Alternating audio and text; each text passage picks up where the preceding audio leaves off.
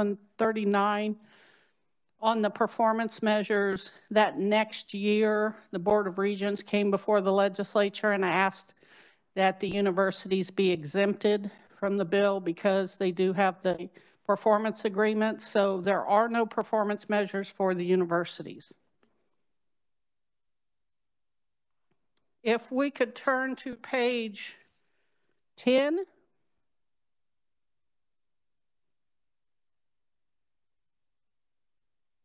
So for the current year, which is fiscal year 2021, you'll notice a couple of bullets.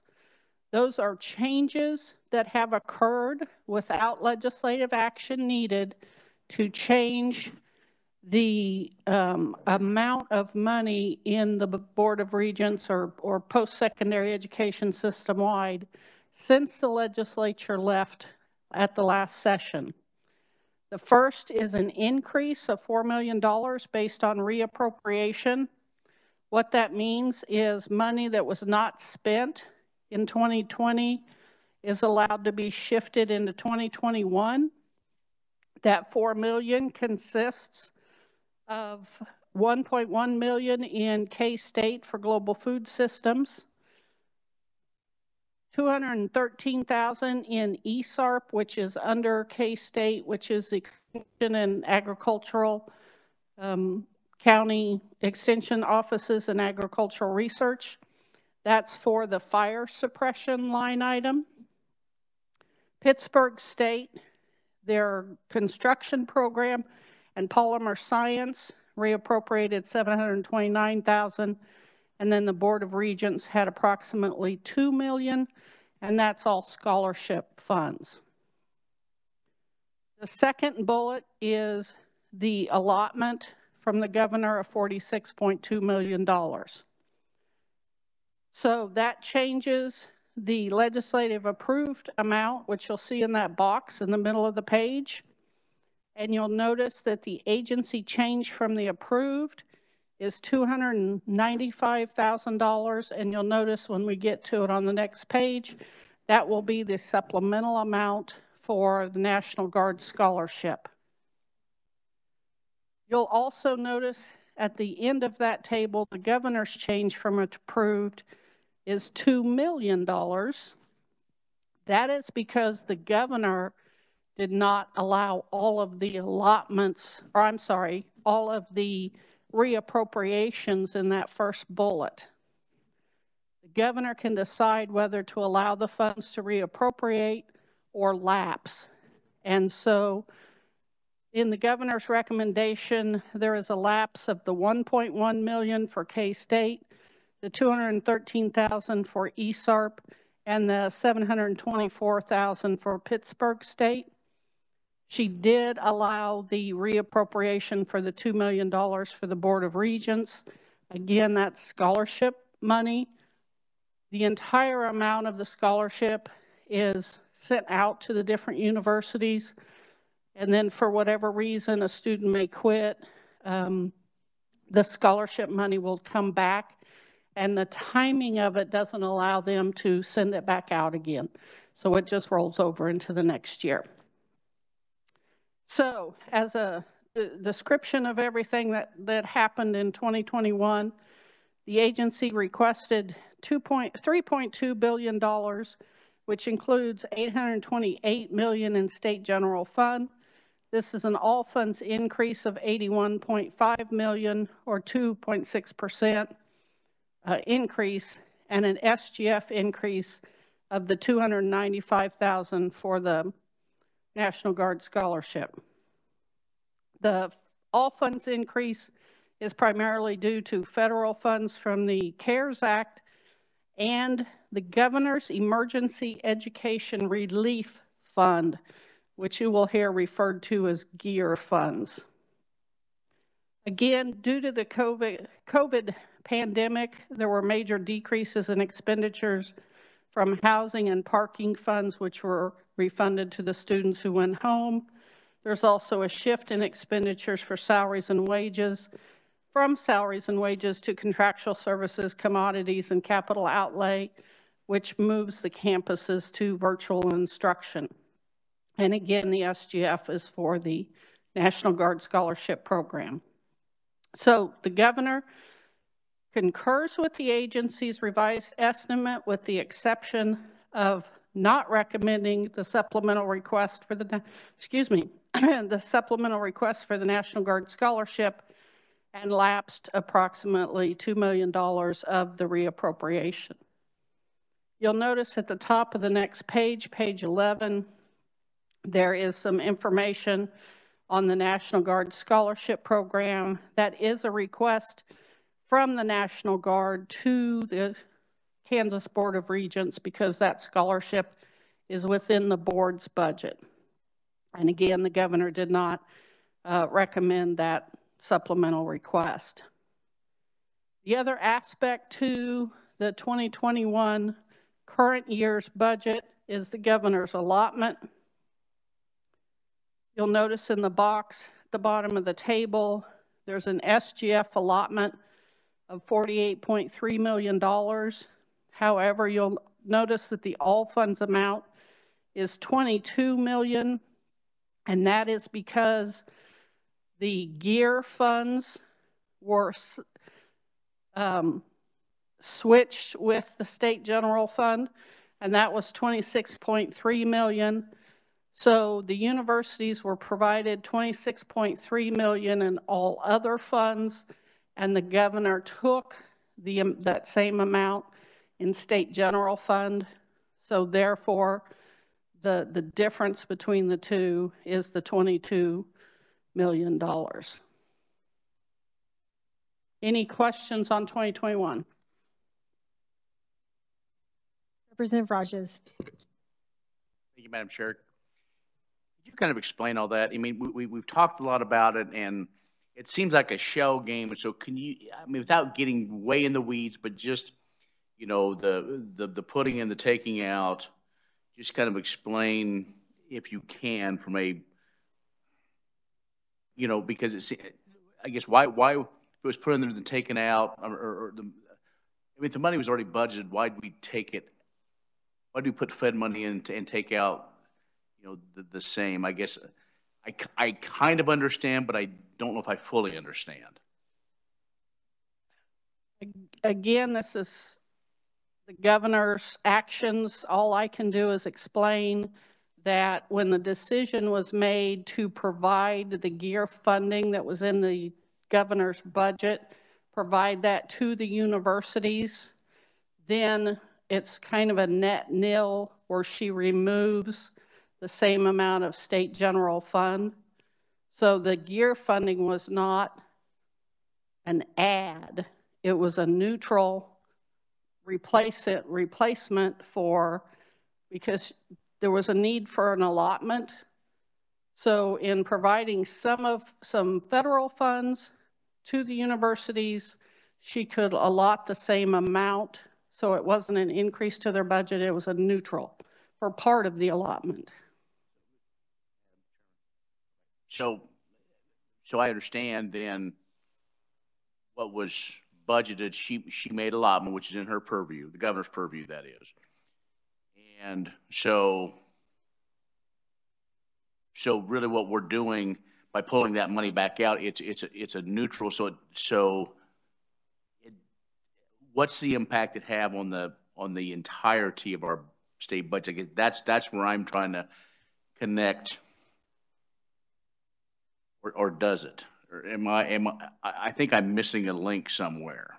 Well, in the paragraph above, it describes the entire governor's allotment plan, which again also included some death and disability and some other aspects of from the other agencies. And then I'm providing an overview of how that affected the higher education budgets. Well, that's fine for now. Thank you, Madam Chair. Questions? Representative Riley. Thank you, Madam Chair. Shirley, could you explain to me, I'm pretty familiar with all the normal region schools, but it comes to my attention that I hadn't figured in was the KU Medical Center, and that's a large amount of money, the $8.6 million, right, out of state general funds. So why is that school so much bigger or pulling so much more money than KU or K-State? Thank you. Well, one thing you'll notice for the KU Medical Center is the 8.6 million allotment. That actually includes, and that's why the all funds number is almost the same amount at $6 million.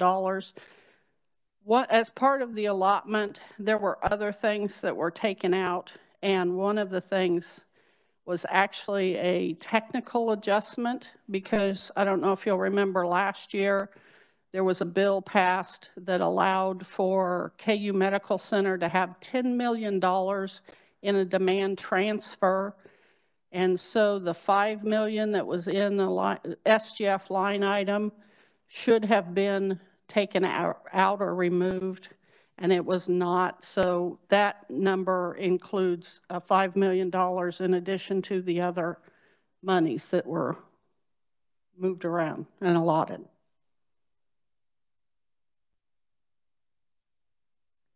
Shirley, just a little bit of a side note. Do we see those agreements that the Board of Regents has with the university, since we don't see the performance, since they opted out of those? All the university agreements are on the Board of Regents website. Okay. Okay, that's helpful. And then the last question is, could you just speak to how the CARES Act impacted any of this? It was not figured into the allotments, except for that special gear fund that was given to the governor. There was CARES money that went to the universities directly.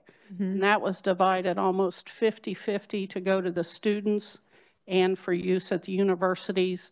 The GEARS fund is a different pot of what that bill included. Okay, so I was mostly, let's see. Okay. The CARES Act money would have been the substantial increase in other funds that are described on the middle of page 10.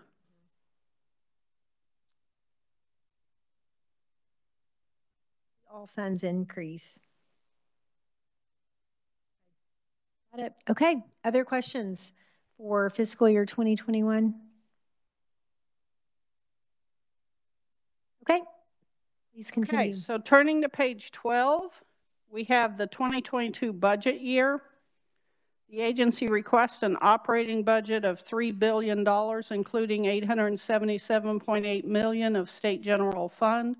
This is an all funds decrease of $34.4 million, or 1.1%, and an increase of $50.4 million, or 6.1% of state general funds. The all funds decrease is due to the reduction in federal funds that were received from the CARES Act due to the pandemic. And there's a decrease in all expenditure categories: salaries and wages, contractual services, commodities. And then the increase in state general fund is due to the enhancement request, which we'll discuss on the next page, and an increase in expenditures in salary and wages for group health insurance. Those fees went up a little bit, so they got state general fund money for those. The governor recommends expenditures of $2.9 billion, including $822 million of SGF. The all funds decrease is $55 million, or 1.8%, and a state general fund decrease of $55.1 million. The decrease is due to the governor not recommending the enhancement requests and recommending 55%, which is actually the 5.5% that you've probably heard referenced in reduced resources, which were submitted by the universities and the Board of Regents. The $4 million from the board office, the universities, and I'll talk about this on the next page, the universities across the board of the 10% reduced resources were reduced by the governor approximately half, or 5.5%. The Board of Regents budget, when they provided their 10% reduced resources, they had 10% in their administration, 10% in their what we call state aid to locals, which was the money to Community Tech and Washburn University, and then their scholarships. The $4 million is because the governor did not take any of the reduced resources for the scholarships, and only 2% from the aid to locals that went to Community Tech and Washburn. So that's stated there. And then on top of those, the governor added $76,000 to the Board of Regents administration to pay for the 2.5% employee pay raise, and provided the $10.3 million to the university operating grant, which is equivalent to the 2.5% pay increase pay plan, but at the Board of Regents' discretion to spend. Any questions on so far? We're about halfway through this year. Okay. Any questions? Did everyone get what Shirley, could y'all repeat back what Shirley just told us? I'll explain it a little bit more on the next page. Okay, I think that would be great. Thank you. On page 13, you'll see the enhancement requests.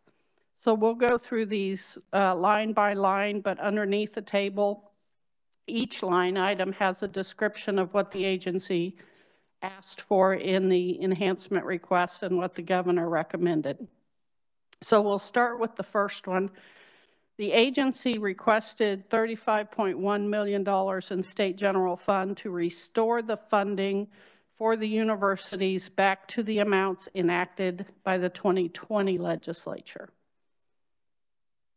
What the governor provided was the $10.3 million, equivalent to the 2.5% pay increase, to coincide with the amount they would have gotten for that.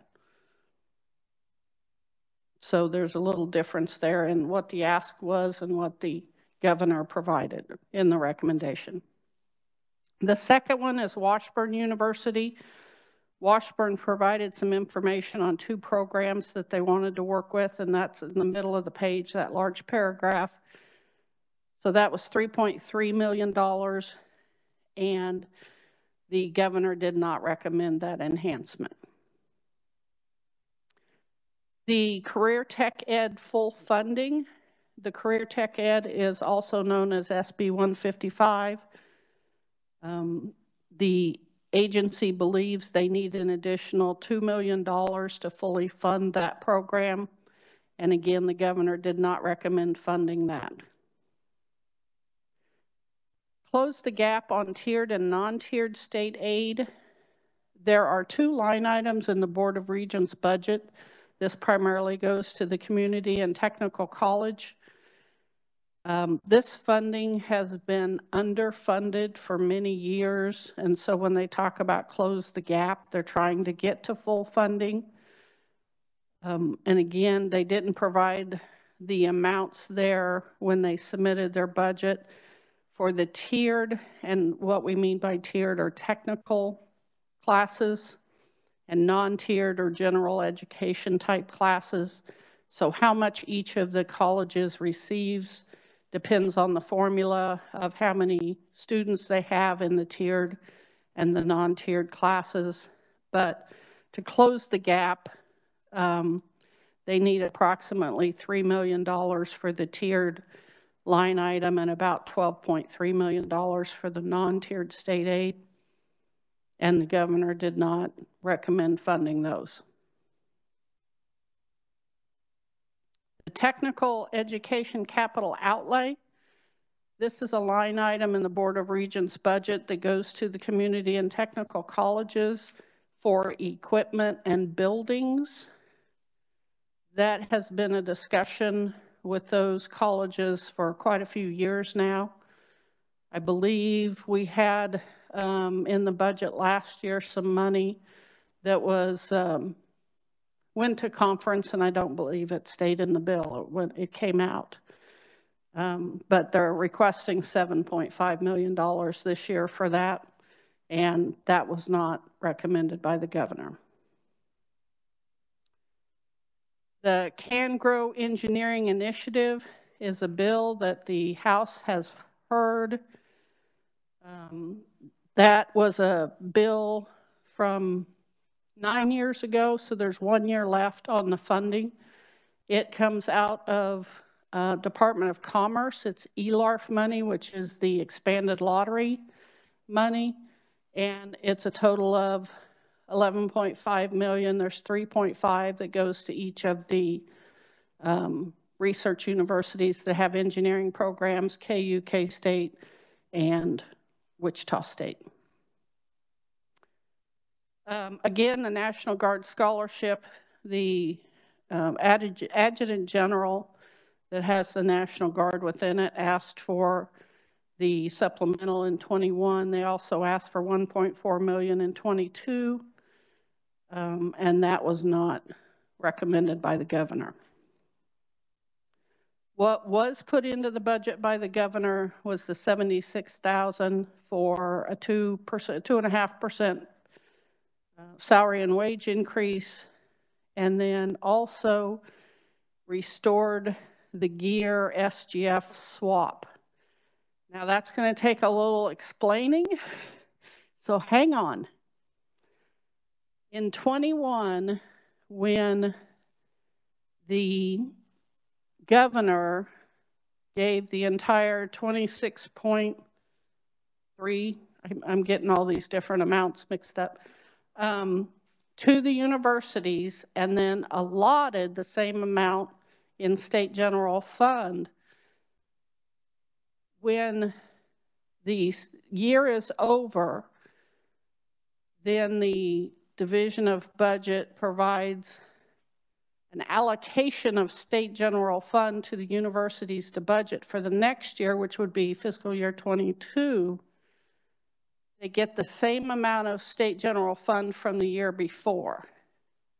So in essence, when the allotment pulled the amount of the gear money out, the allocation in 22 was short by that amount. So when she put together the 22 budget, she added that SGF back into 22. Does that make sense?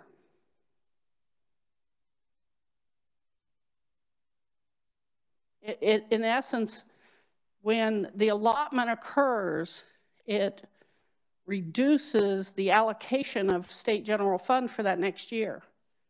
So she put the money back in to raise their base funding back up to where it would have been without the allotment for just the amount of the gear fund. Quick question. The gear fund,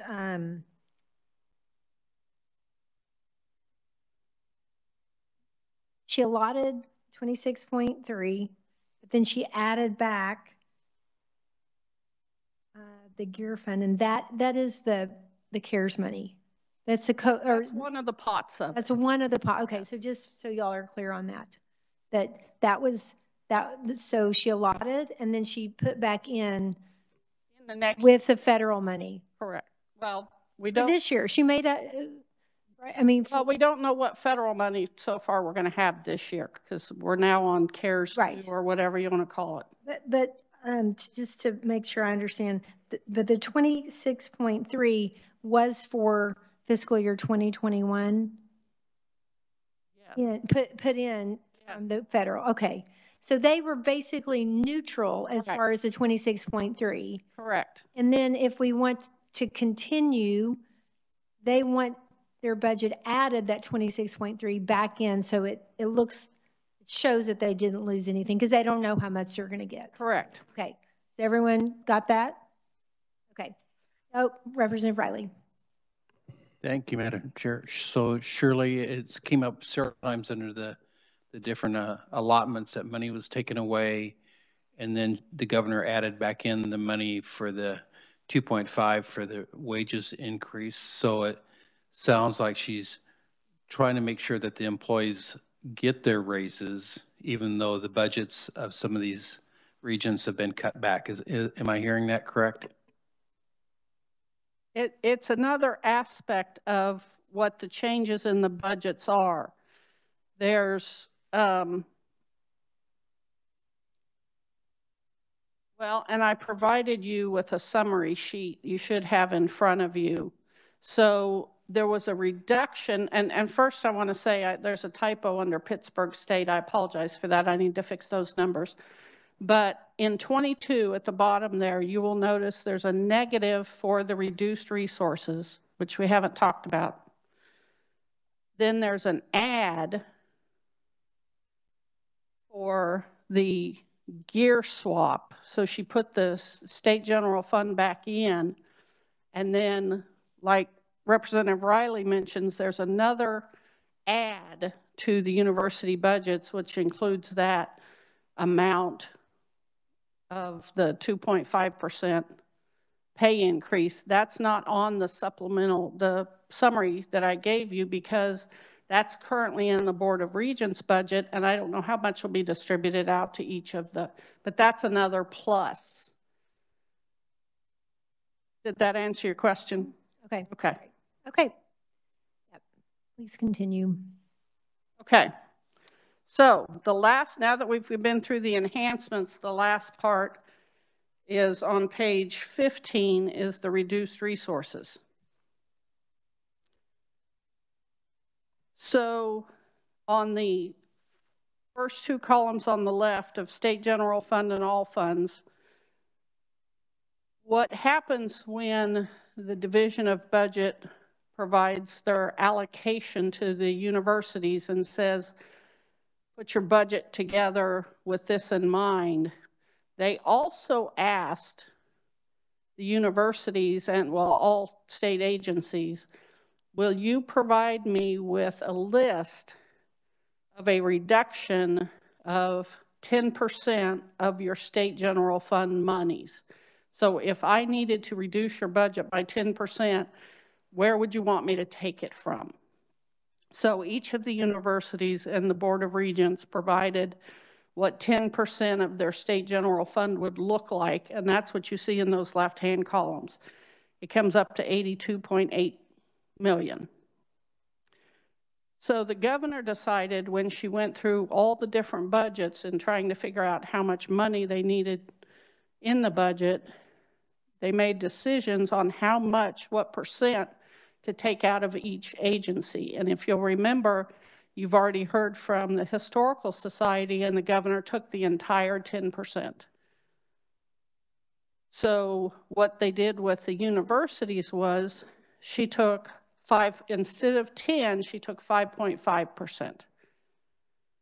But for the Board of Regents, it's a little bit different, and it's approximately 2%. However, she didn't take any of the scholarship money. She took about 2% out of the administration for the board, and then about 2% from the community, the tech, and Washburn.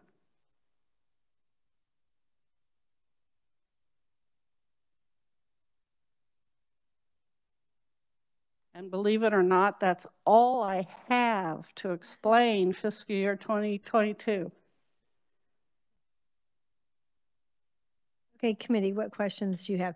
Real quick, the reduced resources chart that you have here, those you did not include, Washburn and the tech colleges and the... That's in the line item for the Board of Regents at the top. Very good. Okay, thank you.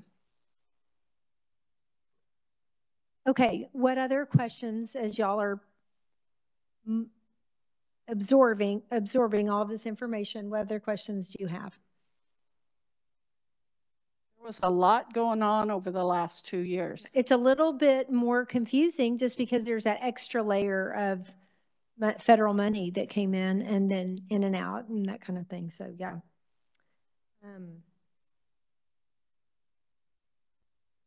I'm going to give y'all just a minute to look and think if you have any questions.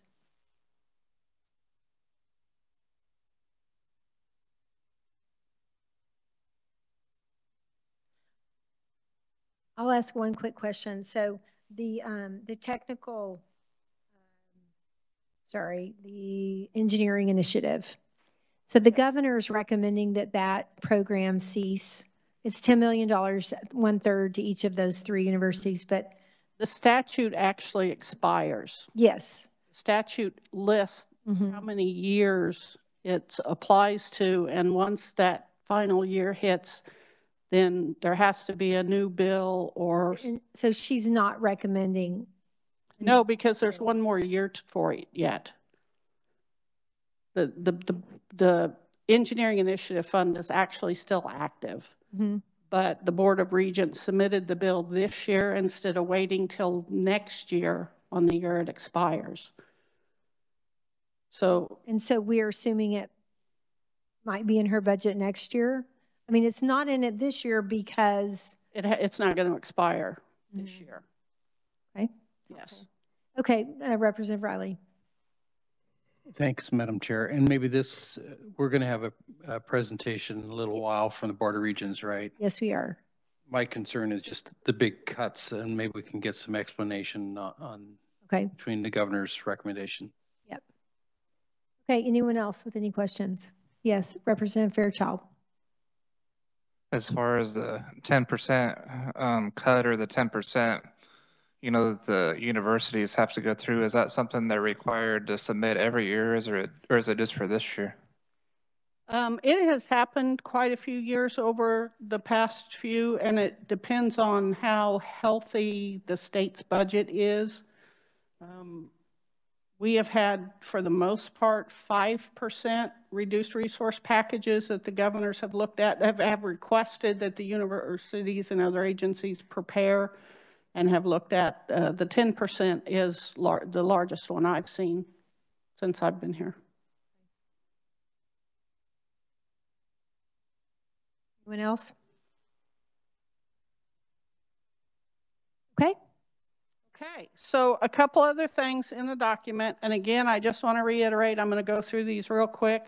This is something to look at at your leisure, and if you have questions, please feel free to send them my way.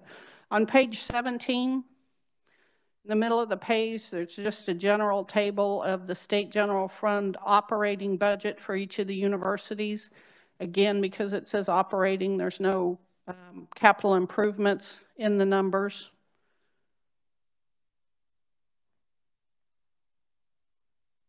On the middle of page 18, other than State General Fund, there are some special revenue funds that flow through the universities. The Economic Development Fund, most of those are in the Board of Regents. The one at the bottom, the $307,000, is in K-State Extension and Ag Research, which we call ESARP. And then KU has a little bit of State Water Plan Fund money. The top of page 19, there's a program called Faculty of Distinction, which uses some interest on the earnings, and that for fiscal year 21 was $2.6 million. We look at the general fee fund. The general fees are the tuition dollars, so we look at whether those are going up or down, and so you have 2 years to look at in that table. Student financial aid, again, in the Board of Regents budget, there's quite a few scholarships. The one I do want to mention, because it's going to come up later in some of the testimony, is this very first one at the bottom of page 19, the comprehensive grant.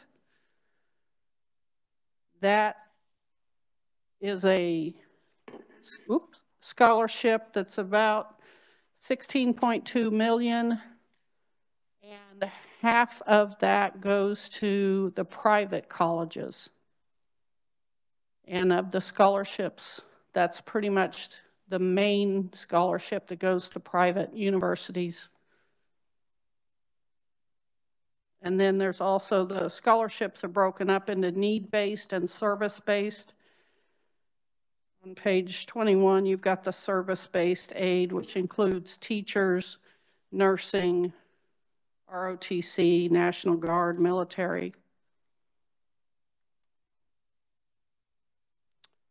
On page 24, in the middle of the page, there is full-time equivalent students to give you an idea of student count at the universities, whether it's going up or down.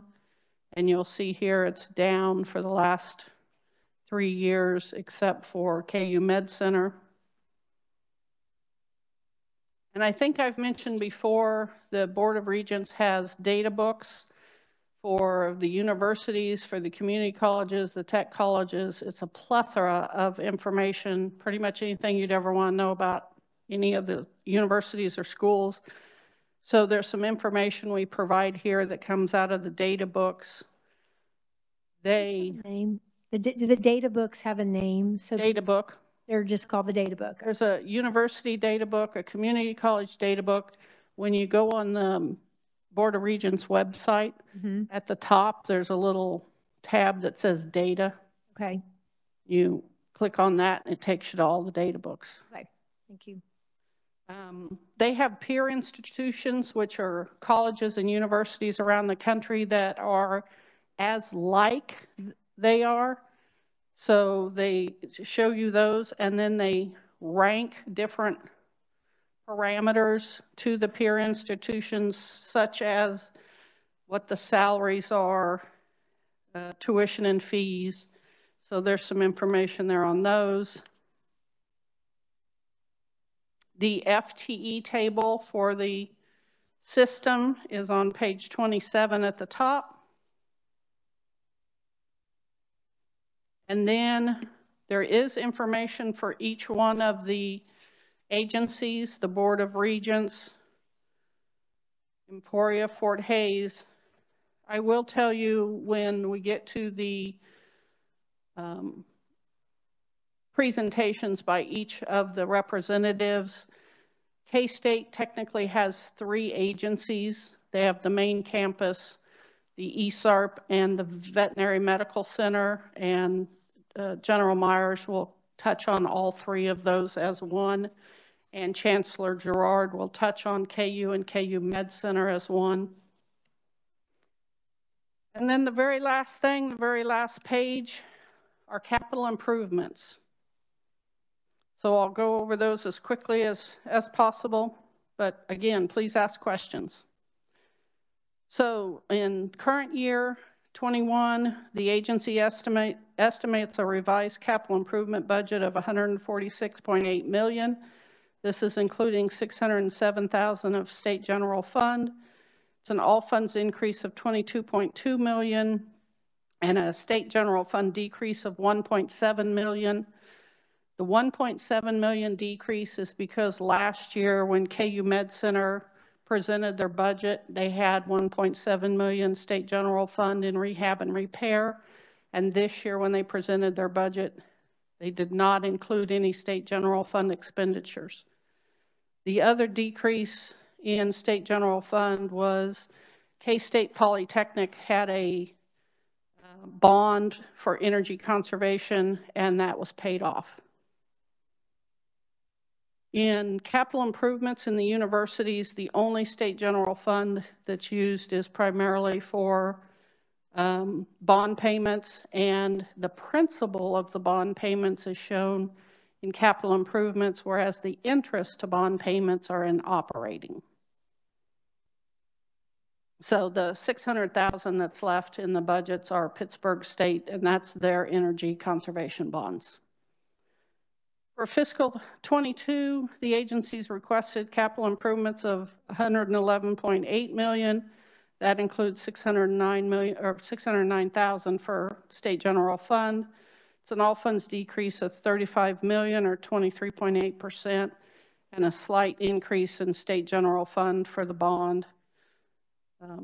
Primarily, most of the universities for 22 are showing, instead of specific projects, a lot of rehab and repair. There are some new projects at Fort Hays, the Memorial Union Edition, South Campus Drive. K-State has Willard Hall. And again, the bond payment is Pittsburgh State. The capital improvement projects went before Joint Committee on State Building Construction, and they did make a recommendation for the governor's rec.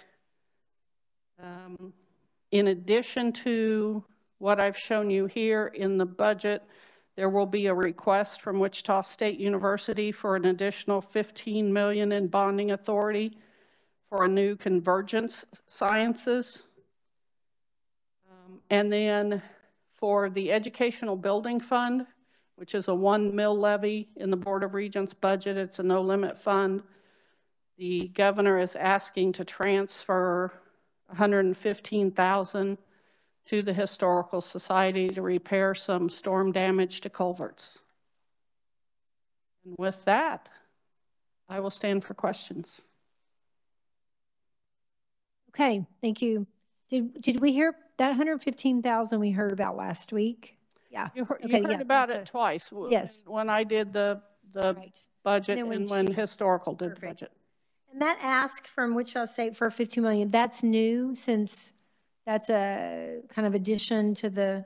That's a bonding authority request. Okay. It will be in the capital improvement section of the bill. Okay. All right. The only question I have, and then y'all will open it up, is can you speak at all to what is expected from the federal money? Do we know anything about the second wave? I do not at this point. And I'm not quite sure. I heard from this morning's testimony if they've had any very specific directions yet, but I'm sure they can address that, the universities. Okay, any questions? Anybody for Shirley?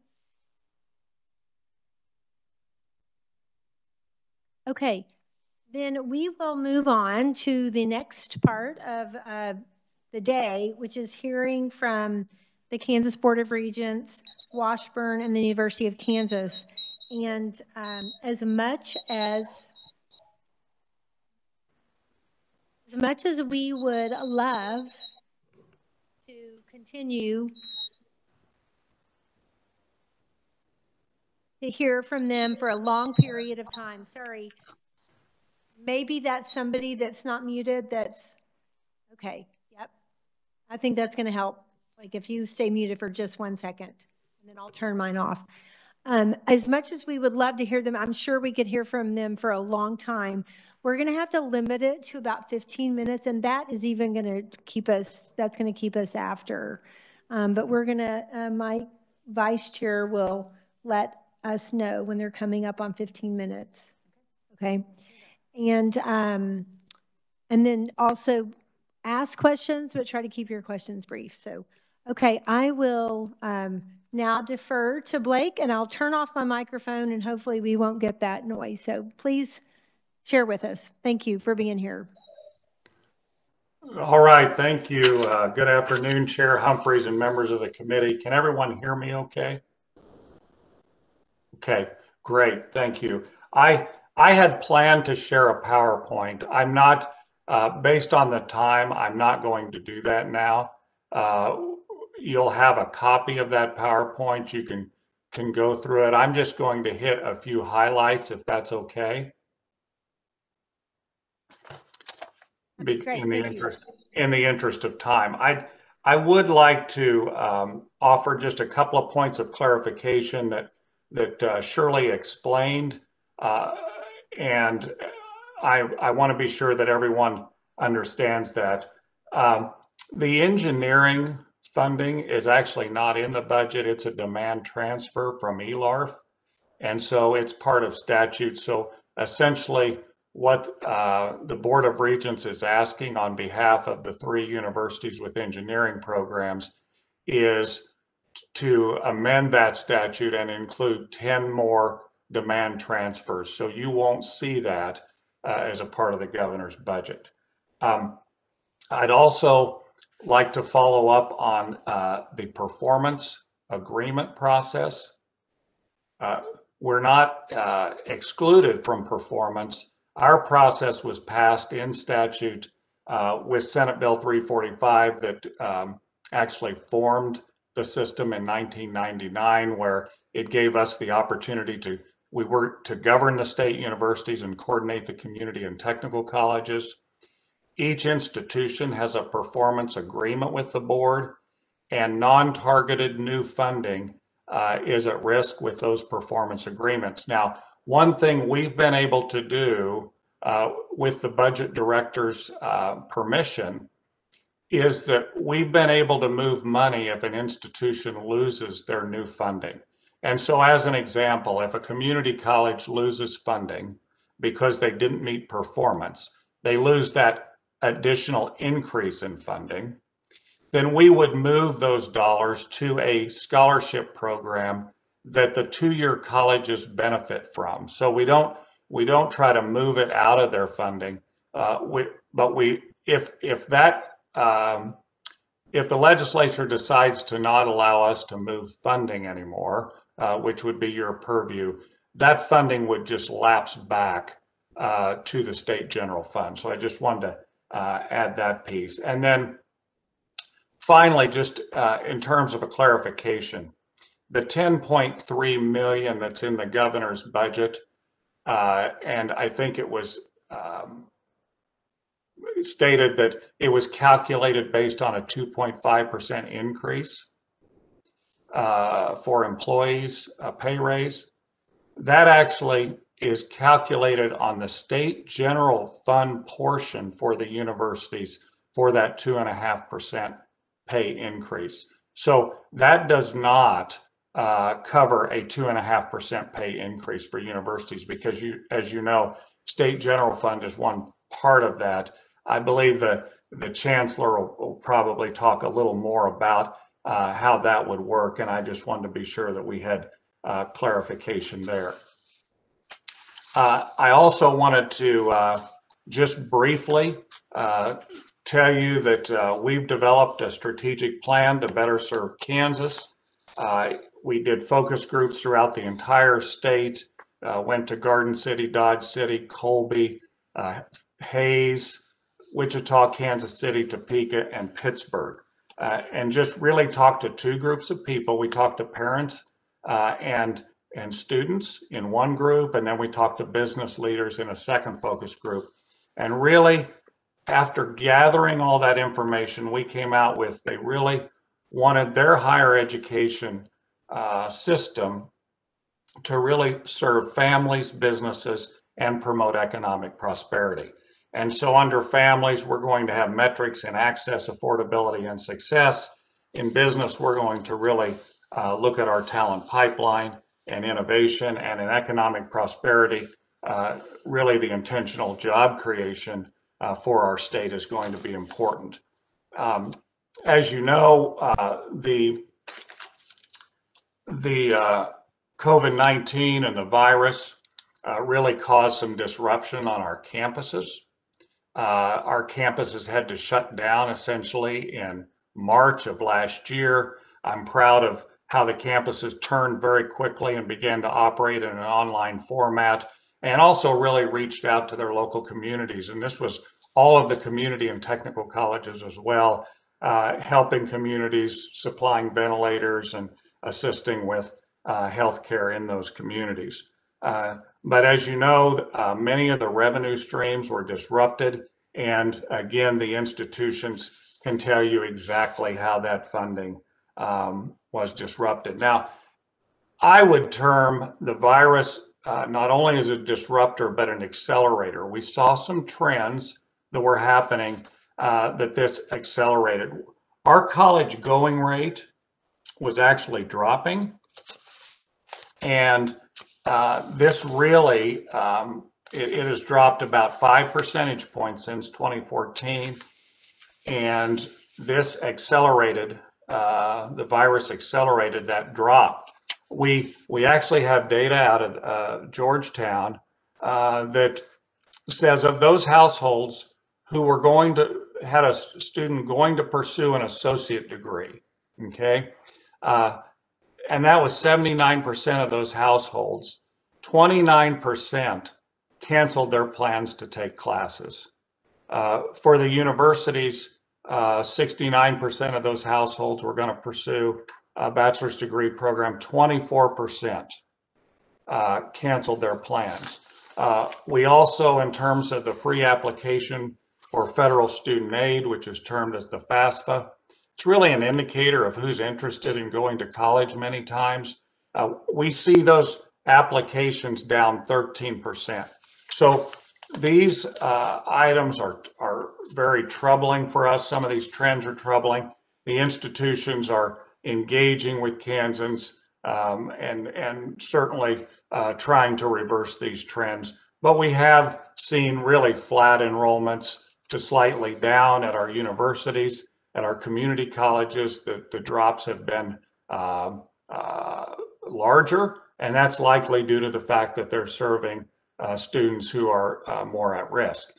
And at the technical colleges, they've enjoyed enrollment growth these last 10 years, with the exception of this last year where all of the institutions really saw a drop. I do want to let you know that sometimes we're more creative than naming the data books the data books. We also have several other websites that you can access. We have KS Degree Stats, which really gives information, employment information, and cost information on every degree that we have in the system. It's a really valuable tool and really one of a kind in the nation. We have a transfer portal where you can see the 108 courses that transfer across from the community and technical colleges to the university. And we really lead the nation in terms of serving our military. We work closely with Army University at Fort Leavenworth, and we articulate those skills learned through their military occupational specialties into our system at both the technical and community college level, and also at the university level where appropriate. In terms of the federal dollars, I just wanted to address that in a real high level way, and I know that the institutions are going to do more there. We, as part of the CARES Act, and I'll just use these abbreviations, the initial funding was what we call the HEER money, H-E-E-R, and that phase one went to state universities. Our state universities received 48 million of those funds, but 24 million went for student aid. And Washburn received 4.7, 2.3 million for student aid. And I can get you a handout of exactly what every sector received and how much was dedicated to student aid. In that initial legislation also came the governor's money, we call it, which was the Gear 1 money, and that was the 27.6%. That essentially, we had a very kind of a scary budget outlook. If you remember at that time, the governor did an allotment, and as Shirley was articulate with, traded those federal dollars for the state dollars. Now, I would say the state dollars can be spent in areas the federal dollars cannot be spent in. So you cannot use GEAR money for any research activities. So those funds are limited. And I would tell you that federal funds come with an administrative cost in that you track time and effort for every employee that accesses those federal funds. So they do come with a cost, but the institutions were grateful that we just didn't take the cut, but also had some of those federal funds. And then, as you know, we received coronavirus relief funding through the Spark Committee. Those funds were used to really help us stay open, and these funds were used for expenses in testing and changing our facilities so that we could be open this fall, and we were successful doing that.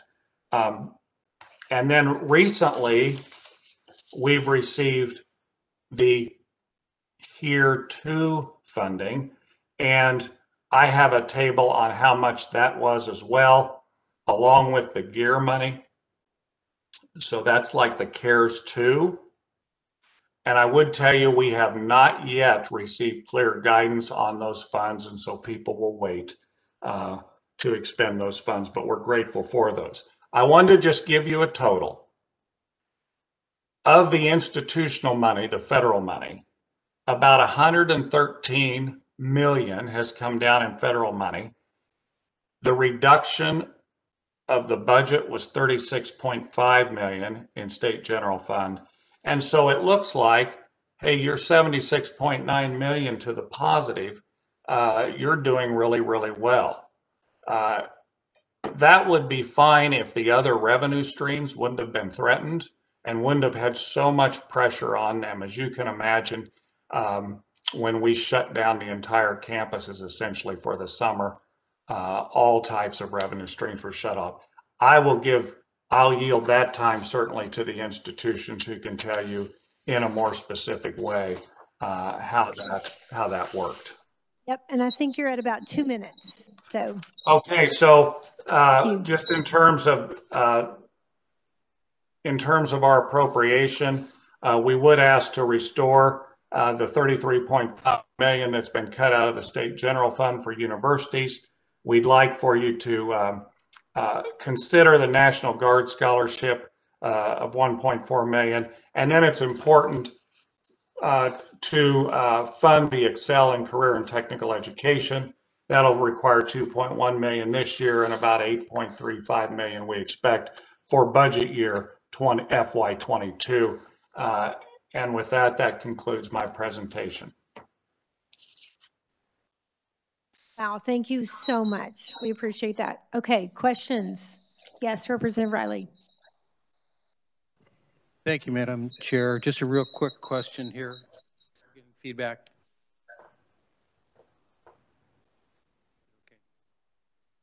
Okay. So my question has to do with, I understand this is like on page 8 of your PowerPoint. I think it's page 8. So KU grows the economy. Blake, if you don't mind muting until you're speaking, then I think we won't be getting that feedback.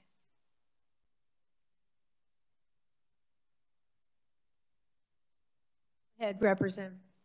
Thank you, Madam Chair. So I understand the umbrella that my question has to do with, I understand the umbrella, the KU Medical Center, the School of Pharmacy, Nursing, Business. How, can you just give me a little 30-second, 15-second overview of how the Kansas Law Enforcement, Fire and Rescue, and Geological Survey got put under that umbrella rather than maybe tech school or a 2-year college kind of thing? Thank you. Yeah, that's just happened historically. I believe the Chancellor is going to be presenting, and I know he can give a clearer answer to you for that question. Representative Woodard. Thank you, Madam Chair. Blake, my question is about the $10.3 million appropriation for portion of the pay plan or whatever you all use it for. I was just wondering if you had any details on what that looks like in the next fiscal year for Board of Regents. Thank you for that question. I think you're asking me, have we had any thoughts about how to use those funds? That's correct. Yeah, so there's been discussion at the board. The board could push those funds out to institutions, and institutions might want to give a portion of a raise. Certainly, those funds would not cover the 2.5%. The board also has done 2 large facility studies and has a significant, over $1 billion deferred maintenance liability. The board could also put funding towards deferred maintenance. As you know, this is a great time to be addressing those because commercial construction really has been limited and pricing is a good point. And then the board's concerned about equity and how we're really underserving many of our populations in Kansas, and those populations are growing. And so there's been discussions about also targeting funding in that way as well. Follow up, if I might. Thank you, Madam Chair. For me, I know just like being in the state, it's important to me to make sure that our Regents employees continue to see similar changes in their pay increase. And I know that a $10.3 million enhancement doesn't cover the costs since it would take 5 times as much of that at least to give that sort of raise to the whole system. But to ensure that those resources continue to be available for salary in the future, if that was to be used for it, would you be supportive of that being put into the base funding? Am I?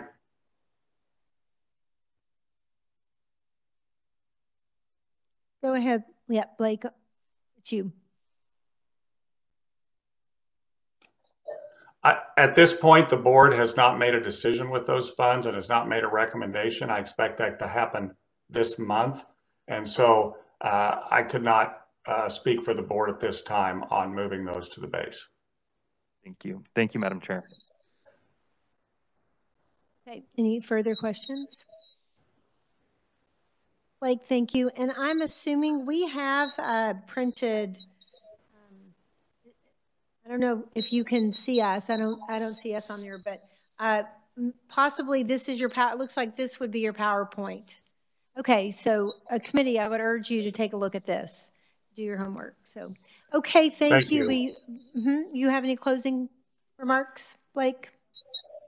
I do not. I just appreciate the time today. And if anyone would like any follow-up, please just contact me, and we would love to come to the State House and follow up.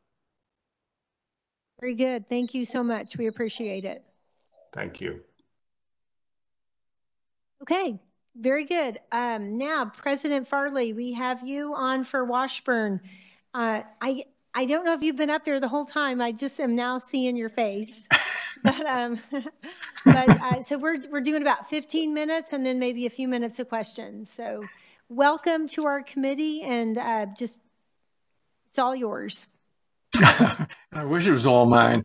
Thank you. It's a pleasure to be here today. I appreciate you taking time. I know that this gets to be a little tedious because many of us will say similar kinds of things about our institutions.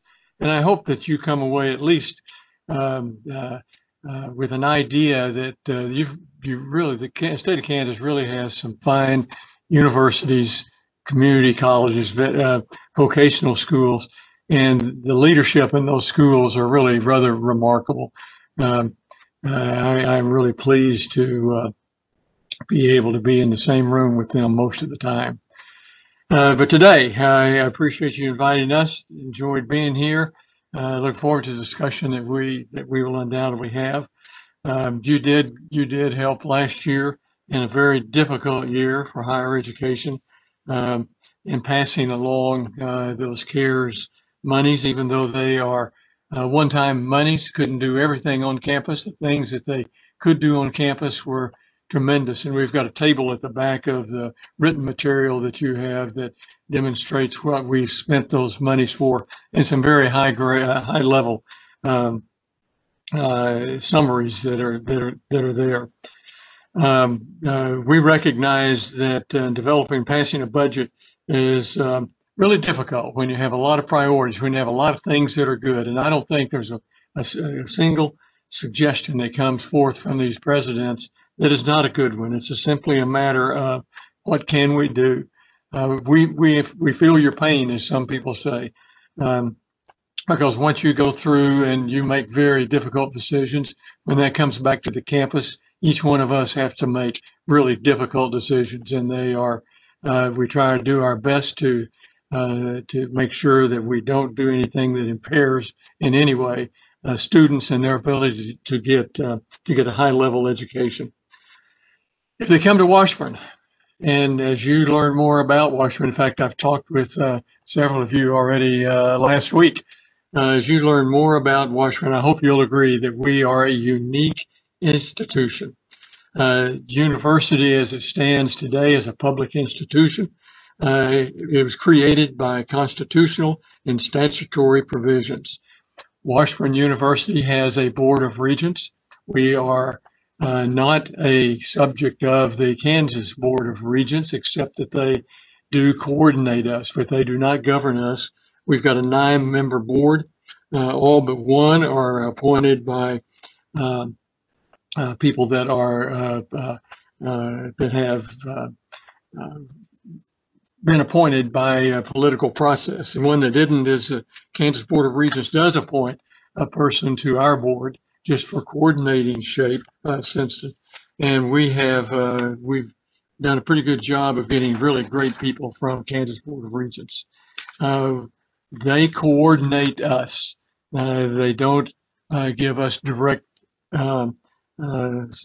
targets and things that we're supposed to do. Rather, they take our involvement with them on a very high level in a very specific, focused way. Washburn, we are a teaching institution. That's what we do, and that's what we do very, very well. We want high quality students to come. We want them to recognize that we're focused on them and that our faculty members do everything they can to help them succeed. Now, many would say that because we're located here in Topeka, that we are the provider of education in Topeka. Well, we do, and I'll give you an example in a few minutes. We have a lot of our graduates that are still here in Topeka and Shawnee County, but we do share some education programs with a couple of other universities from KBOR in this Topeka, Shawnee County area. There are more graduates from Washburn University than any other university anywhere. Washburn is recognized as having a premier reputation as a teaching institution. We focus on learning. That's exactly what we do. We prepare graduates for success who positively impact Kansas economic vitality. We periodically go through and survey our partners in the business world and in the local area. We do an economic impact statement on a regular basis. Our primary impact is on Kansas economy and to educate students. We partner with the Kansas employers to forecast and to meet the demands for an educated and trained workforce. We take that very seriously. We meet with them in different venues on a regular basis, and we make certain that we are listening to them and that they understand that they can share with us. We partner with Kansas employers to forecast and meet the demand for an educated, trained workforce. Nearly 70% of the graduates from our institution stays in Kansas. I mentioned a moment ago, our alumni live here, they work here, they've been here all their lives. We have more than 15,000 alumni that live and work in Shawnee County and Topeka. We've studied the regional economic impact of the university each year. Income generated by operations and spending of students, by visitors that contribute over $50 million to the Northeast Kansas economy. Now, if you're a business person, you would ask, well, what do we get for our investment? Computed in one way, taxpayers see a rate of return of 9% on their investment and 7% at Washburn Tech. I should have mentioned this earlier. We joined together with Washburn Tech about 12 years ago. It was a vocational technical school assigned and managed under Topeka Public Schools. We took that over and we then started making economic impact on that. 9% for university, 7.8% for Washburn Tech. Now for students, it's a different story. Students get almost 16% return on their investments at university and almost 13% rate of return on their investments of time and money at Tech. I've mentioned to many of you more than one time that we have a funding structure that is also unique. Beginning in 1961, the legislature recognized that Washburn does have an important role to play in the state of Kansas and in educating Kansas students. Before 1961, we were a private school, congregationally supported from 1865 through 1961. As the war in Vietnam grew and as the baby boomers came to Topeka and came to Washburn, we played a big role in filling the space needs that demanded, and to make sure that we are providing high quality education for as low as we could price. We were then provided with a state operating grant as a result of that, relatively modest in the beginning. That state operating grant now makes up about 11% of our budget, over $11 million. Throughout the years, the operating grant has helped keep us and in-state tuition reasonable for Kansas residents, and we're grateful for the funding provided by you, the legislators. Our budget is about $105 million for the General University operation. We then have operations to run housing facilities, food facilities, Board of Union, and other kinds of activities that flow from that. At the tech, the budget there is about $13 million. Combined $119 million. Pretty big impact. Resources are primarily provided by those three sources. State funds, 11%. Tuition, about 65%. But then there's another one, local funding.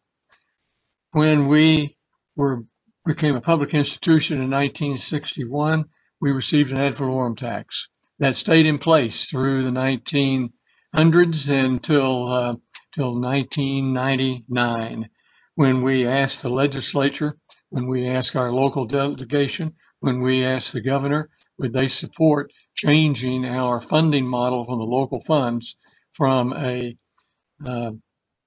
ad valorem tax to a sales tax. We introduced a bill. That bill was handled through committees, back to the floor in both houses, to the governor, signed and approved then by the all of the citizens had an opportunity to speak out about it. And we got that through in about 2 months. 2 months. That's made a big difference in the way we look at things. We made certain that when we converted to a sales tax, we didn't have any kind of a windfall. We made very careful calculations that indicated that the amounts of money from sales tax would be exactly the amount of money we would get from an ad valorem tax that we were giving up. Without those funds, we could not do many of the things that we currently do. Now, let me speak a little bit about Washburn Tech. About 10, 12 years ago now, we talked with the local school boards that was managing Call Area Technical School. And we talked with them about us taking that over. There were some governance issues on a national basis. They agreed. We went to the legislature, who provided legislative support for that, and then to the Kansas Board of Regents, who also supported that transition. It's been phenomenal. We approached it a little bit differently than it had been approached. We wanted to make sure that every student that went there had multiple options. And those options included getting a certificate for what they were studying, maybe more than one certificate. They had an option then to get an associate's degree. Following the associate's degree would be a baccalaureate, and then if they wanted to, they could proceed on to a master's degree. Primary funding for the Washburn Tech is through the Career and Technical Education Funds. And that is a major piece of their funding. There is some amount of tuition, but tuition is very low at Washburn Tech. Over half of our students at Washburn Tech are in high school, and this funding allows us, and I'll be under my time, to complete a certificate and do all the other things they needed before graduating from high school. We are also the largest provider of concurrent enrollment programs in high school by a good margin. We decided that we would be able to provide that as an asset and as a fund for the state. And we have been extremely happy with that. I think that is going to expand in future years. That'll benefit high school students, people behind them, and all the way through baccalaureate programs. That's and so I might just ask you to kind of wrap up, and because we still want to have just a couple minutes for questions. I will do that right now. We had a little problem with enrollment when virus passed through town. We did a very good job of what we needed to do. We have the CARES funding, and attached to your material I've mentioned earlier is what we've spent the money for in very broad categories. And our Vice President for Administration and Treasurer, Chris Kowitsky, is here with us today. If you want any specific questions about the CARES Act and the other funding from the federal programs. I'll stop there. Okay, great. And I appreciate you answering some of those very specific questions that we had about your mission, about the CARES funding, and about your economic development. So thank you for doing that. Okay, committee, what questions do you have for President Farley? Quickly, I might just ask, you said state aid was what percent and tuition what percent, and then your sales tax what percent? State aid is 11%. Roughly, these are kind of rounded numbers. Yeah, sure. 11%. State funding city funding from sales tax is about 20 to 23%. The balance is tuition. And that sales tax is 6.5%. Is that what I remember? 0.65%. I'm sorry. Yes, yes. Yeah. It's 0.6 of a penny. Okay. Committee. Representative Wassinger. Thank you, Madam Chair. I'm not picking on you, Dr. Farley, but I would like, but my question is going to be the same for everyone. We've seen enrollment rates go down and student levels go down, but we've seen prices go up, and we've seen requests for budget go up. And I know that it was difficult with COVID, but with COVID funds, they were mitigated somewhat. It's hard to continue to give money to programs that are decreasing. How would you respond to that? Thank you. What we try to do, and what I think all the schools in the state try to do, is to try to provide a consistent funding stream so that we can give students the best education possible. We think that we're doing that. We think that we have demonstrated that the resources that we've been provided do give a payback to students and to the state of Kansas. We, in comparison to our colleagues around the country, we are not considered to be a high cost, low production state. When I came, Washburn was the most expensive school in the state and had been that way since we were a private school. Since then, we're down to fourth in the state of public schools, roughly about, we're in fourth place. And when we compare ourselves to other schools where students can go get an education, we think we provide them great value for the education they receive, not only from us, but from other schools. We also know that we have to be competitive, and 80% of our budget is spent on faculty and staff and benefits. And right now, we are probably a substantial amount, maybe over 10, 15% behind our colleagues around the country. And if we can't be competitive, students will go somewhere else. We want to make sure we can keep them here in the state. I don't know, was that what you were looking for? It's what I was kind of expecting, but I still don't think I got my answer to my question. I'm afraid. You have less students, but you need more money. Tell us why you need more money with less students. Yeah, and briefly, please. Thank you.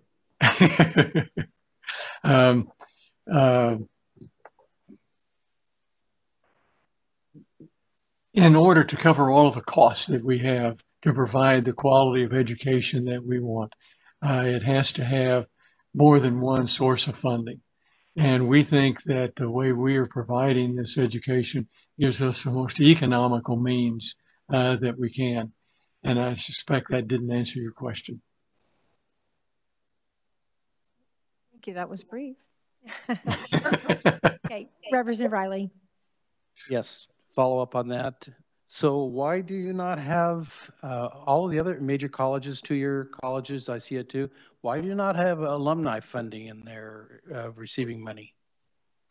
All the schools about which I am aware, funding from gifts, funding from endowment earnings, funding through all of our alumni makes up about 2 to 3% of any schools that I'm aware of funding for the operation of the institution. We're at about 3 to 4%. I rounded things off before I got down to that level. One other thing I can suggest to you as well, our alumni have been very generous. We are a school that has an endowment of about $120 million, which is phenomenal. We are second in the state of public institutions on what size of our endowment is and the amount of money that flows from the endowment into the university. 67% of the money that we receive from earnings on our investments goes to pay scholarships for students. Okay, I feel like we need to cut it off and move on because we're going to, of course, go overtime, which I hope y'all knew that was going to happen. But yes, okay, thank you. Okay, thank you so much for being here. I assume thank you for your time. That if anyone has a question, you are willing to answer them. We'll be making recommendations on Thursday. So committee, if you would like to ask, please, if you have more questions, please do that. Yeah, give me a call. And just one last plug, we support the Kansas Board of Regents, and we think that is the best thing we can do. Very good. Okay, thank you so much. We really appreciate you coming. Glad to. Okay, now we're up for KU. Thank you so much for being here, President. And I'll just give it over to you, and it's about 15 minutes, and then we're going to ask some questions. So thank you. Perfect, Chair Humphreys. Thank you for having me this afternoon, and good afternoon, committee. It's great to be here to talk to you a little bit about the University of Kansas and the role that we play in the state and in the state's economy. We'll just give you a little bit of background about the university, since this first chance I've had to present to a few of you anyway, to give you some background, and then we'll move pretty quickly into what our budget and how the role state funding plays in that, and then ultimately talk about COVID and the impact that's had on our university. Just briefly, and I think you have a slide deck. You should have a slide deck that we provided, and so I'm on slide 3 here, moving forward. Just really our mission as the University of Kansas is to educate the leaders of tomorrow, to build healthy communities here in Kansas and beyond, and to make discoveries that change the world. And we really aspire to be a destination for the top scholars, both students and faculty in the country, and continue to be a large economic engine for the state of Kansas and for recovery for the state of Kansas as we come out of this pandemic. And a lot of that relies on our ability to maintain our national stature as a research university and maintain our membership in the AAU, which I'll talk about in just a minute. Briefly, KU was founded in 1865, but actually opened in 1866 with 3 faculty and 55 students. And today we're a nationally recognized research university that's much larger than that, with over 27,000 students and some 14,000 employees. We have 7 locations across the state of Kansas. Our annual budget, all funds in, is about $1.3 billion for the entire university, which includes the medical center, but does not include the health system, meaning the hospital. That is a separate agency.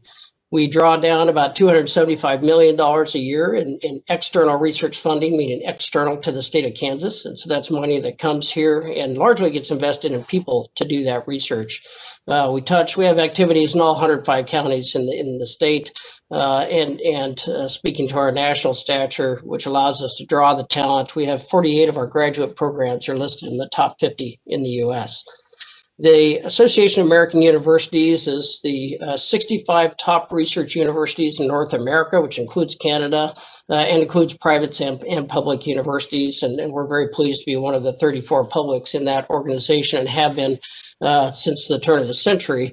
That is a club, though, that you have to stay in. You have to earn your right to be in that. And some, such as Nebraska and Syracuse, are no longer in the AAU. So we feel that's very important for our ability to attract talent and work hard to stay there.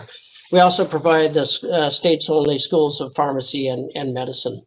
If you go to slide 5, you can really see our campus locations, some of which I know you're very familiar with, our main campus in Lawrence and our main medical center campus in Kansas City. But we also have a campus in Overland Park called our Edwards campus, a branch of Lawrence campus.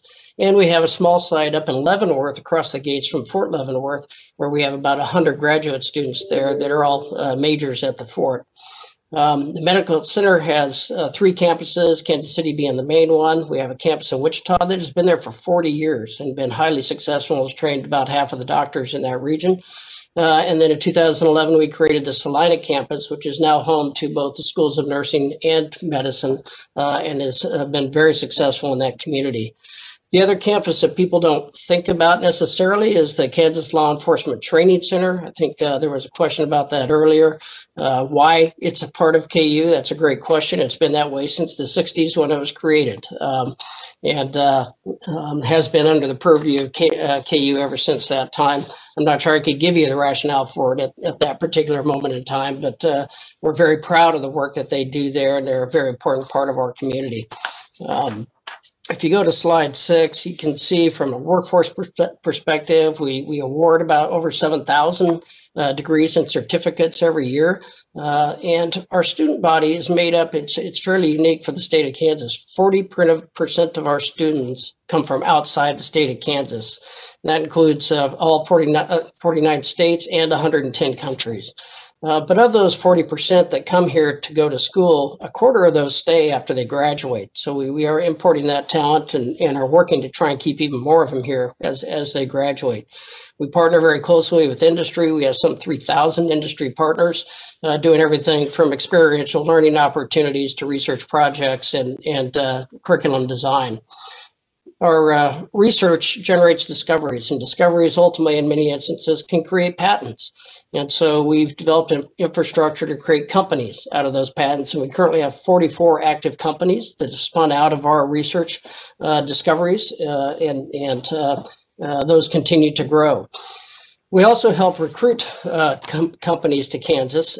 They come to be close to our research, to our researchers, but also to our students. And we now have had 30 companies relocate in the last 10 years to the state of Kansas for that reason. We also are working very hard on the startup environment. So we have business incubators both in Lawrence and in Kansas City at the Medical Center. We have 56 companies in those incubators, about half of which are KU companies, but about half of which are not. And yet we're helping to support those companies to grow and develop right here in Kansas, and hopefully to stay right here in Kansas as they're successful.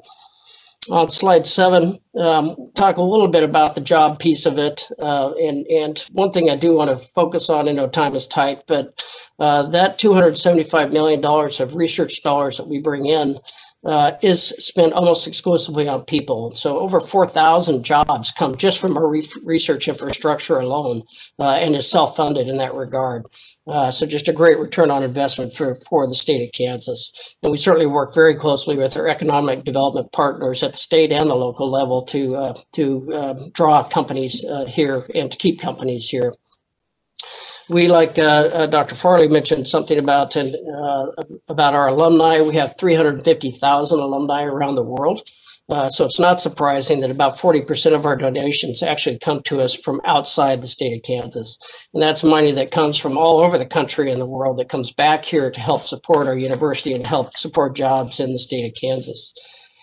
On slide 8, there are just some other infrastructure things that I wanted to touch on. Obviously, what the medical center does reaches every county in the state through telemedicine and safety net clinics that we provide for those who don't have insurance. We talked about the Kansas Law Enforcement Training Center. That trains 800 new police officers every year, largely for smaller communities that don't have the training infrastructure. But we also provide about 10,000 hours of continuing education to active police officers to keep them up to speed in their profession. We also run, and again, I'm not sure how this came to be, but we run the Kansas Fire and Rescue Training Institute, which we've run since its inception as well. And that's a group that crisscrosses the state of Kansas, training volunteer fire departments and voluntary emergency personnel and everything from how to deal with car accidents to put out fires to extract people from grain elevators if they happen to fall in. And they log about 150,000 miles a year doing that work. It's very, very impactful. Kansas Geological Survey does a number of things as well. We have about 68,000 cores for them from drilling all around the state of Kansas that companies can research and study. We also monitor the water levels, groundwater levels, including the Ogallala Aquifer, and a myriad of other things through the Geological Survey. And then our schools provide a lot of activities as well to really support communities both here and across the state. If you go to slide 9, is really a pie chart that shows our all funds budget, and happy to answer questions on this, but I wanted to touch on a few things. And the red is really our state appropriation, which is at about 18% of our budget. Tuition is 24% of our budget. About 15 years ago, those proportions were flipped. So certainly the tuition has become a bigger part of the budget over time as the state has shrunk in that regard. But what's important about those two funding mechanisms is that that's really what we use to fund the core of the university and the educational enterprise. All the other 52% 58% of our budget is generated to perform whatever activity it's generated from, whether it's housing, parking, dining, research activities, or providing services to state agencies. So they're really not flexible dollars. Those are dollars that we expect all those units to stand on their own, and those dollars are used for the purpose for which we receive them. So it's really that combination of state appropriation and tuition that's key for us to maintain our operations and provide our educational activities. If you go to the next slide, this is just a history of state funding. This is not inflation adjusted. These are just actual dollars over time. And this particular chart goes back to 2002. Our current funding level with restoration of the allotment for the gear money that you studied already puts us at about $258 million, which is about 2007 funding levels. The current budget proposal would decrease that, actually the single largest dollar decrease in the history of KU, down to about $245 million, which given our COVID challenges would be problematic as well. If you go to the next slide, we can talk about some of those challenges just at a high level. The pandemic for us has really generated revenue losses in about every place that we generate revenue, whether it's enrollment, tuition, housing, dining, parking, events, et cetera. Our losses for the end of fiscal year 20 and for this year, for fiscal year 21 combined to about $72 million in lost revenue. In addition, to get our campus open, we've invested over $44 million to make that happen. That's a combination of testing, physical distancing, personal protective equipment, technology, campus reconfiguration, quarantining facilities, et cetera. And we've been working hard this year to address that shortfall. We've cut about $34 million out of our budget for this current year through furloughs and layoffs, salary freezes, hiring freezes, voluntary retirement program, sweeping of reserves, and really a significant reduction of activities in a number of areas. But we continue to work on that, recognizing this is not a one-year problem. It's not a one-year problem for us. It's not a one-year problem for the state. We're going to be dealing with this for some time. As we look forward to next year and projecting things forward, it's looking like about a 7% $75 million shortfall in revenues again. So the work that we're doing today will need to carry on well into next year as we manage our way through that. And my final slide just talks a little bit about the federal dollars that we've received, of which there's been some questions. Collectively, with all the different programs that have been talked about, we received about $44 million of federal money, 8 of which passed straight through to the students. So we were just the conduit for that, which really left about $36 million to offset that $44 million of increased expenses that we talked about. So we were very great. In fact, we wouldn't have an open campus had we not received this money. So there's no question that it was critical. But not unlike the state, it's very restricted, meaning we can use federal dollars for expenses, but we cannot use it to backfill lost revenues, just as the state has not been able to use federal dollars to replace lost tax revenue. We really would not be where we are without that federal money. The next tranche that was approved right at the end of the year, we've not received yet, nor have we received guidance on it, other than it's probably going to be very similar to what we have received to date, meaning a piece of it is automatically going to go to students, and then the rest will be directed towards expenses, which we will need to function through the rest of this semester as well. So we're very grateful for that federal relief, but we have a uphill climb ahead of us, and really, along with President Flanders, our request is really do no harm, if you will. Please, if possible, keep our state funding flat so we can try and address the other issues that we have to deal with and not add one more to the pile. And with that, Madam Chair, I would be happy to answer questions. Good, thank you. And I called you President. I know it's Chancellor. Forgive me for that. Quite all right. Okay. No problem. Yes. Okay, thank you for that really concise and just following through those slides. I appreciate that. That was very easy and helpful. Questions? Yes, Representative Mix. Thank you, Madam Chair. Chancellor, question. The student hospital at KU, was that recently transferred to go under KU Med Center? Yes, so you're talking about our Watkins Student Health Clinic, which has been running, well, for many, many, many years, probably a century. But yes, we partnered about 2 years ago with the University of Kansas Health System and Lawrence Memorial Health to create Kansas Team Health to manage the health care of our athletes. This is an extrapolation of that, again, a partnership with our Watkins people, the Lawrence people, and the University of Kansas Health System to oversee healthcare services for our students. And we believe that bringing those assets to the table really elevates what we can provide our students, both here in Lawrence, but also further if need be. But yes, sir, that's happened about 2, maybe 3 weeks ago. That's soon, okay. One more question. Yes, go ahead. One other question. Can you explain the plus or minus effect on the budget? Your budget? I'm sorry, Representative, the plus or minus effect of what happens with the budget? Is it a net gain to the university, dollar-wise?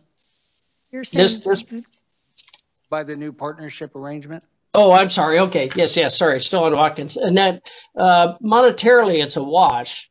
The gain is really on the service and performance side. Thank you. Further questions? Yes, Representative Riley. Just wanted to repeat my question that he brought up. Could you follow through with me, Chancellor, and just tell me if you could find the history of why that law enforcement and fire and geological centers surveys underneath you? That would be my only request. Thank you. Absolutely. Yeah, I know it was legislative, but I don't know the genesis of the legislation, and we will find out. We could also ask the researchers to do that too. So not fiscal, but the other. So, okay. Yes, Representative Rajas. Thank you, Madam Chair. Maybe they trusted KU or K-Staters with guns. I don't know. Just kidding. Just kidding. Chancellor, always good to see you. Thank you for your leadership in this time. I guess you've been in the news a lot. On the situation that we're dealing with, say, you know, what we think might be coming.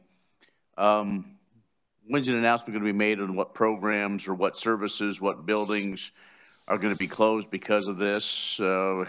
When do you have and do you have a date certain when those decisions have to be made, say if further cuts are made?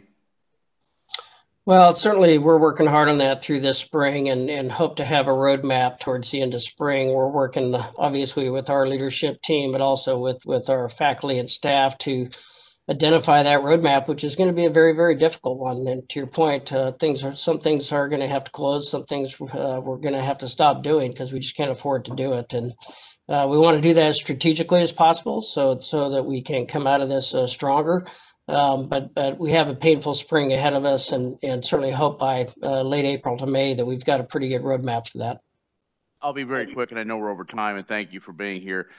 The impact all this has had on the athletic corp, I mean, because I know that, you know, a lot of people see that, but just not having people, say, at Allen Fieldhouse and other type of situations, how has that affected the athletic corporation? I appreciate that. Probably what people don't realize that athletics is its own corporation, although it reports to me. And we do have the expectation that they stand on their own 2 feet. So we do not subsidize the athletics corporation to any significant degree. And as we entered this crisis, shared with them that we really needed them to manage their own challenges. And so they have about a 30 to 35% reduction in revenue as a result of all the things that you've touched on. And they've managed that aggressively through furloughs, through layoffs, through salary reductions, establishing a line of credit. They've redoing some debt financing. They've been very creative in how they've managed their way through this. And it's like everybody else. It's tough. It's hard, and it's hard on people. But to their credit, they're getting it figured out. Thank you, Chancellor. Thank you, Chairman. Any other questions, committee? Yes, Representative Wassinger. Thank you, Madam Chair. I'm going to pick on you just like I did Dr. Farley, Chancellor. Less students, more money, we keep going up. What is your enrollment doing right now? Is it down like everyone else? We did see a drop this year with COVID, about a 3% drop, which is really the biggest drop we've seen in over a decade. And largely we have mitigated our enrollment drops through growth in the out-of-state student population. As I mentioned, that's about 40% now. But unfortunately, what we saw with COVID was 2 major changes. One is we saw about a 7% drop in freshmen. And that's, of course, something that stays with us for several years. We also saw an 18% drop in our international students, and that's impactful because they tend to pay full fare, which subsidizes the tuition for other students. So both those were fairly significant changes for us related to COVID, and we're working very hard to reverse those trends. But to be fair, we are looking at new ways to grow enrollment, both online and expansion of workforce-related activities at our Edwards campus. And increasing our recruitment activities internationally.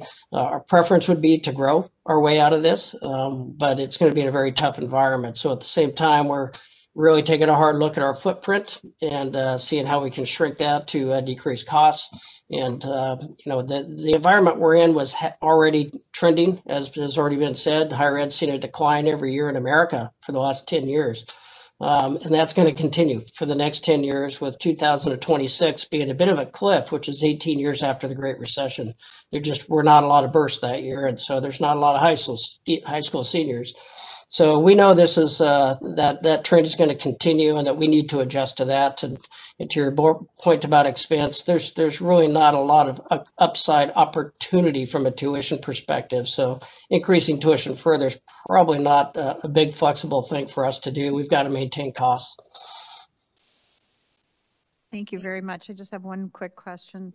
You said there were 40% of donors live outside of Kansas, and you bring in a lot of private dollars. Are all of those just going to alumni activities, or are they in your endowment, or any of those going to your operating expenses? Almost none of them go to operating expenses per se. That's not why people give us money. It's usually for scholarships, professorships, buildings, supportive alumni activities, or supportive athletics activities, or support of the hospital, which is also covered by a KU endowment. So the vast majority of gifts are directed for a purpose, whether it's cancer research or a scholarship, and that's what we spend it on. But we are fortunate. We receive about $170 million a year from endowment for those purposes. but unfortunately, they don't really backfill operations. Thank you, Chancellor. Okay, committee. Is everyone questions? Oh, I'm so sorry. Yes, Representative Woodard had a question. Thank you, Madam Chair. This is Representative Brendan Woodard. A little bit of a question, but mostly a follow-up to the last series of questions. Just generally, if I'm correct, and at the end you can correct me if I'm wrong, but I believe that your tuition rate for undergraduate students currently is the same as it was in the academic year 2018-2019. So that's now the third fiscal year remains the same, it did not go up. Your state general fund money is not going up, is not proposed to go up. So as you've outlined here, it's rather bleak, but I would assume that inflation applies to universities still, regardless of funding streams. I would assume that cost of living goes up in Lawrence, Kansas City, Wichita, Salina, Johnson County, Yoder, Kansas, and the other places that your employees work and serve.